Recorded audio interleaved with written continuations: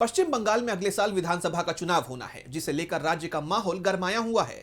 आरोप प्रत्यारोप का दौर शुरू हो चुका है। इस सियासी घमासान के बीच बीजेपी को बड़ा झटका लगा है, जिससे राज्य का सियासी पारा हाई हो गया है और चुनाव से पहले ही बीजेपी की नींव हिलती दिखाई दे रही है।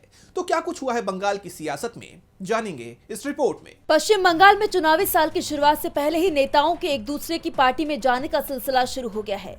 इसी कड़ी में बीजेपी को बड़ा झटका लगा है। दरअसल 26 दिसंबर को बीजेपी के टिकट पर विधानसभा चुनाव में किस्मत आजमा चुकी बंगाली अभिनेत्री पर्णो मित्रा ने पार्टी छोड़ दी है। पर्णो मित्रा ने बीजेपी छोड़कर अब बंगाल की तृणमूल कांग्रेस का दामन थाम लिया है।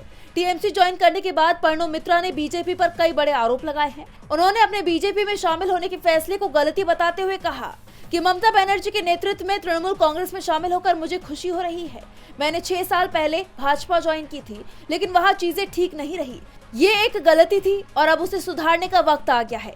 बता दें कि पर्णो ने 2019 में बीजेपी ज्वाइन कर अपने राजनीतिक सफर का आगाज किया था। बीजेपी ने 2021 के पश्चिम बंगाल विधानसभा चुनाव में पर्णो को उम्मीदवार भी बनाया था। हालांकि पर्णो मित्रा तब चुनाव हार गई थी। उन्हें पिछले बंगाल चुनाव में बीजेपी ने 12 नगर विधानसभा सीट से टिकट दिया था। तब पर्णो को टीएमसी उम्मीदवार से शिकस्त झेलनी पड़ी थी। तो वहीं अब ममता बनर्जी की अगुवाई में टीएमसी ज्वाइन करने को पर्णो मित्रा ने अपने लिए बड़ा अवसर बताया है। डीबी लाइव पश्चिम बंगाल की रिपोर्ट।